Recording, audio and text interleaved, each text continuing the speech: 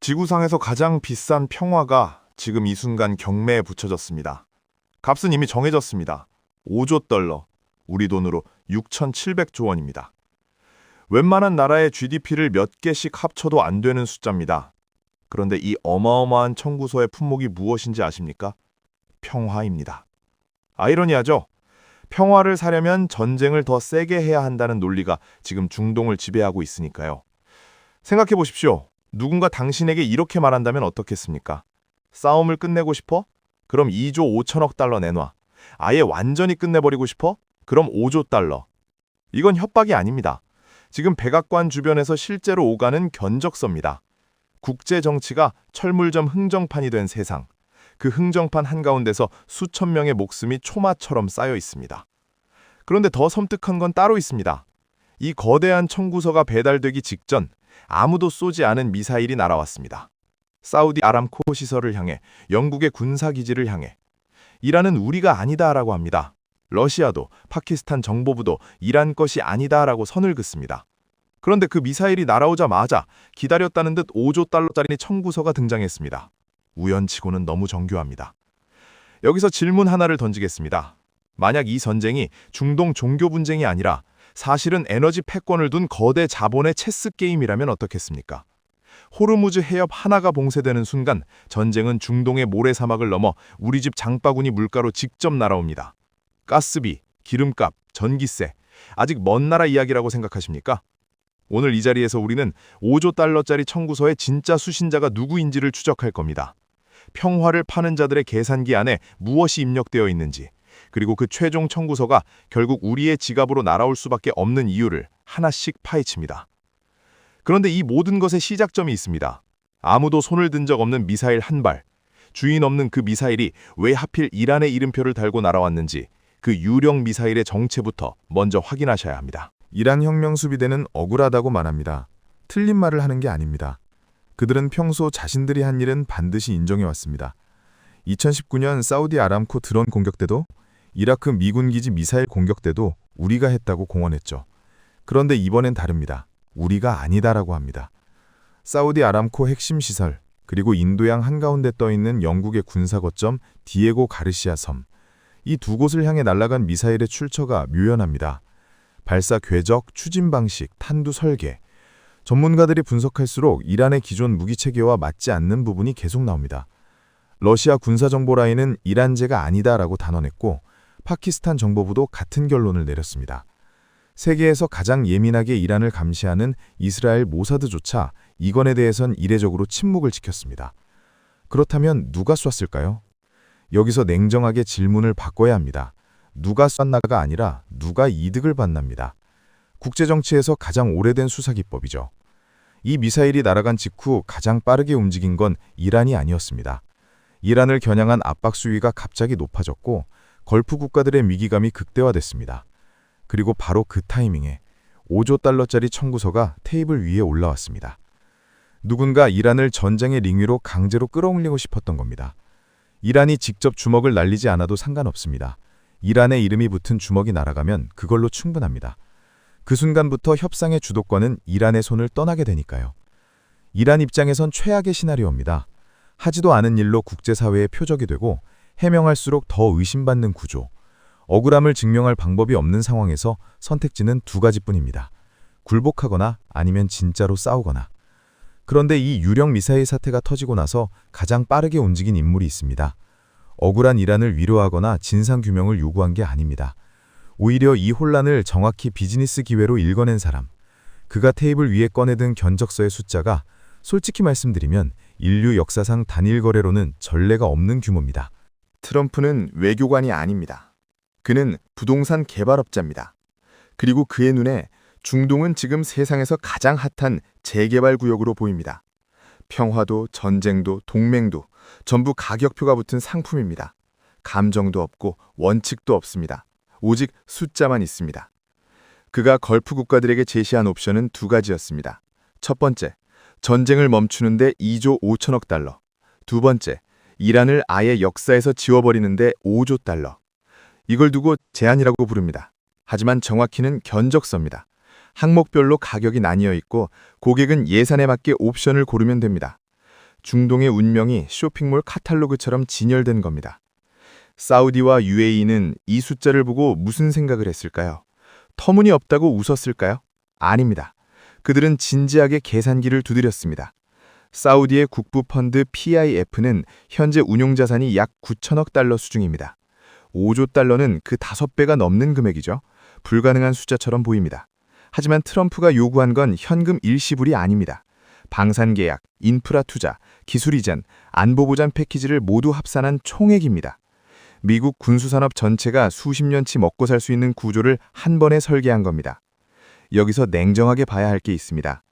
트럼프에게 이 협상의 진짜 고객은 사우디도 UAE도 아닙니다. 록히드 마틴입니다. 레이시온입니다. 보잉입니다. 걸프 국가들의 돈이 미국 방산 기업으로 흘러들어가는 파이프라인을 설계하는 것, 그게 이 견적서의 본질입니다. 평화를 팔아서 무기를 사게 만드는 구조. 역설적이지만 이것이 지금 세계에서 가장 정교하게 작동하는 비즈니스 모델입니다. 그렇다면 사우디는 정말 이 청구서에 도장을 찍을까요? 무함마드 빈 살만, 그는 단순히 돈을 쓰는 고객이 아닙니다. 그에게도 이 거래에서 원하는 것이 있습니다. 그리고 그가 원하는 것은 트럼프의 상상을 훨씬 뛰어넘습니다. 그가 진짜 사고 싶은 건 무기가 아닙니다. 역사입니다. 1979년 이전의 중동, 이란 혁명이 존재하지 않았던 그 세계를 되돌리는 것, 그게 MBS가 이 거래에 기꺼이 앉은 진짜 이유입니다. 무함마드 빈 살만은 40대 초반의 젊은 실권자입니다. 하지만 그의 머릿속엔 50년 묵은 원한이 담겨 있습니다. 그가 입버릇처럼 하는 말이 있습니다. 모든 악의 근원은 1979년이다. 이란 이슬람 혁명이 일어난 해입니다. 그 이전의 중동은 달랐다고 그는 믿습니다. 사우디가 이슬람 세계의 절대적 종주였고 이란은 미국의 우방이었으며 지역의 질서는 균형을 유지했다고요. 1979년 이후 모든 게 뒤틀렸습니다. 호메이니의 혁명은 이슬람 세계를 수니파와 시아파로 갈라놓았고 이란은 사우디의 종교적 권위에 정면으로 도전했습니다. 그 이후 45년간 사우디와 이란은 직접 총을 겨누진 않았지만 예멘에서, 레바논에서, 이라크에서, 시리아에서 끊임없이 대리전을 치러왔습니다. 수십만 명이 죽었고 수조 달러가 사라졌습니다. MBS는 이 소모전을 끝내고 싶습니다. 하지만 그의 방식은 협상이 아닙니다. 제거입니다. 겉으로는 평화를 말합니다. 2023년 중국의 중재로 이란과 외교관계를 복원했죠. 악수도 했습니다. 하지만 그 악수가 이루어지던 순간에도 사우디 정보부는 이란 내부 반체제 세력과의 접촉을 끊지 않았습니다. 평화 제스처와 체제 전복 공작을 동시에 진행하는 겁니다. 이걸 두고 위선이라고 할 수도 있습니다. 하지만 MBS의 시각에선 이건 지극히 합리적인 투트랙 전략입니다. 트럼프의 견적서가 매력적으로 보이는 이유가 여기 있습니다. 미국이 군사적으로 이란 정권을 압박해주는 동안 사우디는 경제적으로, 외교적으로 이란을 고립시킵니다. 이란 내부에서 균열이 생기면 그 틈을 비집고 들어갑니다. 총 한 발 쏘지 않고 1979년 이전의 세계를 되찾을 수 있다면 그 값이 수조 달러라도 MBS에겐 남는 장사입니다. 하지만 이 계산에는 치명적인 변수가 빠져 있습니다. 이란이 순순히 무너져 줄 것이라는 가정입니다. 역사상 퇴로가 막힌 국가가 조용히 항복한 사례는 거의 없습니다. 이란은 지금 이미 그 퇴로가 막혀가고 있다는 걸 알고 있습니다. 그리고 그들이 준비한 최후의 카드는 사우디의 그 어떤 시나리오에도 없던 것입니다. 군사기지도 아니고 유전도 아닙니다. 사우디 사람들이 단 하루도 없이는 살 수 없는 바로 그것을 겨냥했습니다. 사우디아라비아는 사막 위에 세워진 나라입니다. 강이 없습니다. 호수도 없습니다. 땅 위에 흐르는 물이 사실상 존재하지 않습니다. 국민이 마시는 물의 거의 전부가 바닷물을 끓여 만든 담수입니다.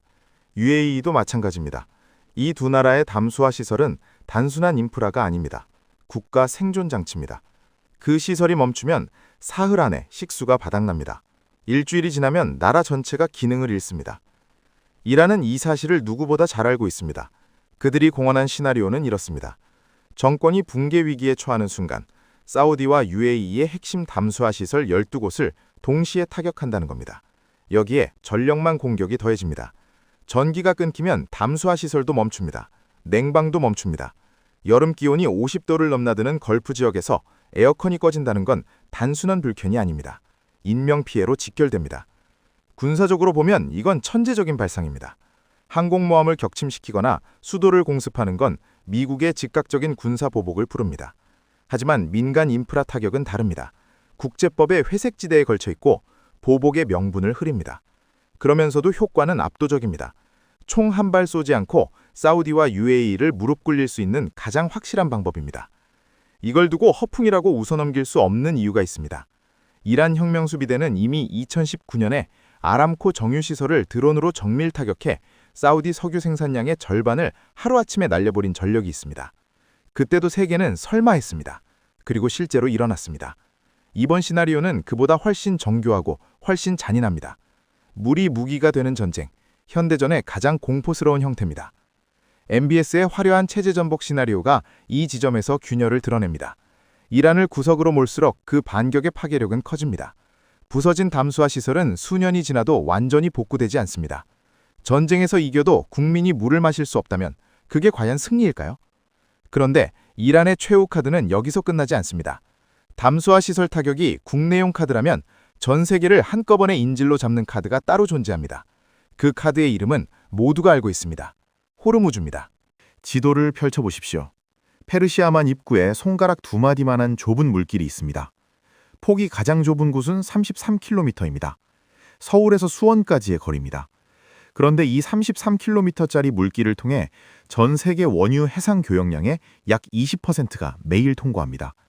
하루에 유조선 수십 척이 줄을 서서 지나갑니다. 이게 호르무즈 해역입니다. 이란은 이 해역의 북쪽 해안선을 따라 자리 잡고 있습니다. 미사일 기지가 촘촘히 박혀 있고 소형 고속정 수백 척이 대기 중입니다. 기술적으로 호르무즈를 봉쇄하는 건 이란에게 어렵지 않습니다. 기류에 몇 개만 깔아도 유조선들은 발이 묶입니다. 국제유가는 그 즉시 반응합니다. 전문가들은 봉쇄 첫날 유가가 배럴당 $40 이상 급등할 수 있다고 봅니다. 우리나라 얘기를 해야 할 것 같습니다. 한국은 원유 수입의 약 70%를 중동에 의존합니다.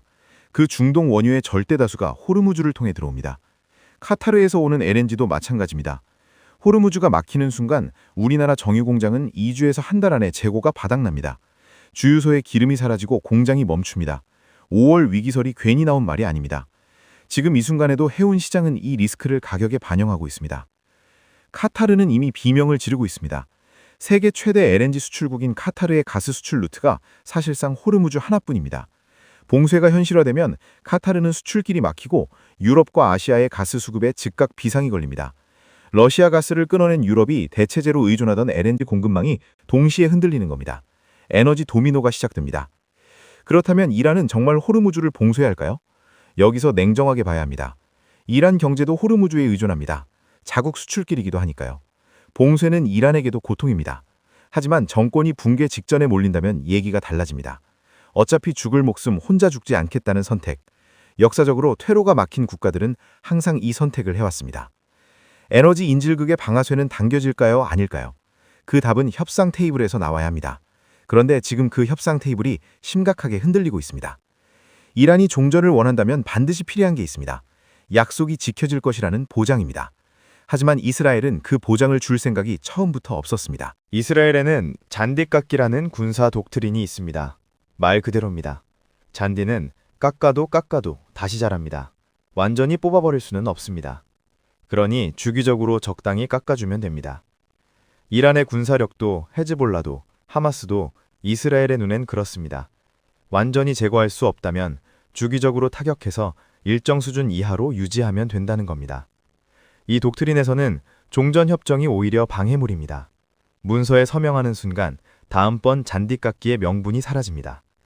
이란이 핵 개발을 멈추거나 미사일 프로그램을 축소해도 이스라엘이 언제든 다시 치고 싶을 때 칠 수 있으려면 협정이 없는 편이 낫습니다.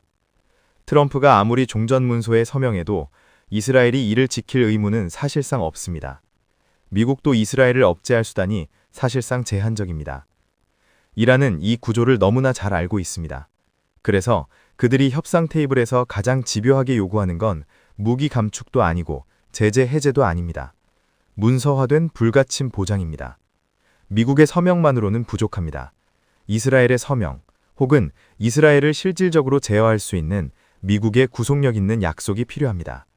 그런데 그 약속은 지금까지 단 한 번도 나온 적이 없습니다. 역사가 이를 증명합니다. 2015년 이란 핵 합의, JCPOA를 기억하십니까? 이란은 핵 프로그램을 대폭 축소했습니다. 국제사찰단이 들어갔고 전 세계가 지켜봤습니다. 이란은 약속을 지켰습니다. 그런데 3년 뒤 트럼프는 일방적으로 탈퇴했습니다. 종이 한 장이 미사일보다 강했던 적은 없었습니다. 이란이 이 학습 효과를 잊었을 리 없습니다. 그러니 지금 협상 테이블은 처음부터 기울어져 있습니다. 이란은 보장을 원하고 이스라엘은 보장을 줄 수 없으며 미국은 그 사이에서 줄타기를 합니다. 이 구조에서 합의가 나오려면 누군가 극적으로 양보하거나 아니면 판 자체를 뒤집는 변수가 등장해야 합니다. 그 변수가 지금 이란 내부에서 만들어지고 있습니다. 트럼프가 대화 상대로 낙점한 인물이 있습니다. 그런데 그 낙점이 오히려 그 인물의 목을 조르고 있습니다. 이란 권력의 내부 균열이 시작됐고 그 균열의 틈에서 전혀 다른 얼굴이 올라오고 있습니다. 트럼프는 이란의 갈리바프 전 대통령을 공개적으로 치켜세웠습니다. 그는 대화가 가능한 인물이다. 미국 대통령이 이란 정치인을 이렇게 공개 칭찬하는 건 극히 이례적인 일입니다. 하지만 이 칭찬은 갈리바프에게 선물이 아니었습니다. 독이 든 성배였습니다. 이란 내부에서 즉각 반응이 나왔습니다. 당신 미국과 내통하는 거냐? 혁명수비대 강경파들 사이에서 갈리바프를 향한 의심의 시선이 쏟아졌습니다. 이란 정치 문화에서 미국에게 칭찬받는다는 건 최악의 훈장입니다. 적의 적은 동지지만 적의 친구는 배신자입니다. 트럼프의 한마디가 갈리바프의 정치 생명을 흔들어 놓은 겁니다. 의도한 것인지 아니면 외교적 무감각의 결과인지는 알 수 없습니다. 결과는 같습니다. 갈리바프가 흔들리는 틈을 타 수면 위로 올라온 인물이 있습니다. 졸가드르입니다. 이름이 낯설 수 있습니다. 하지만 이란 권력 구조를 아는 사람들에게 이 이름은 결코 낯설지 않습니다. 혁명수비대 내 최고 지도자 하메네이의 직계측근이자 강경 원칙주의 라인의 핵심입니다. 그는 협상을 믿지 않습니다. 미국을 신뢰하지 않습니다. JCPOA의 실패가 그 불신을 확신으로 굳혔습니다.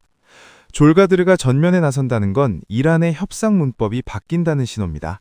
갈리바프 같은 실용주의 정치인은 조건을 따지고 타협점을 찾습니다. 하지만 졸가드르 같은 혁명수비대 강경파는 다릅니다. 그들에게 협상은 굴복의 다른 이름입니다. 타협은 혁명 정신의 훼손입니다. 대화 창구가 닫히고 총구가 말을 시작하는 국면으로 접어드는 겁니다. 이 권력 교체의 의미를 과소평가해서는 안 됩니다. 미국과 이스라엘은 갈리바프와의 채널을 통해 물밑 협상의 가능성을 타진해왔습니다. 그 채널이 막히는 순간 협상 테이블 자체가 사라집니다. 5조 달러짜리 견적서도 종전문서도 전달할 상대가 없어지는 겁니다. 외교의 공백은 항상 군사적 행동으로 채워져 왔습니다. 그렇다면 이란은 완전히 고립되는 걸까요? 아닙니다. 이란 곁에 남은 나라가 하나 있습니다. 아이러니하게도 지금 이 순간 전 세계에서 가장 많은 비난을 받고 있는 나라입니다.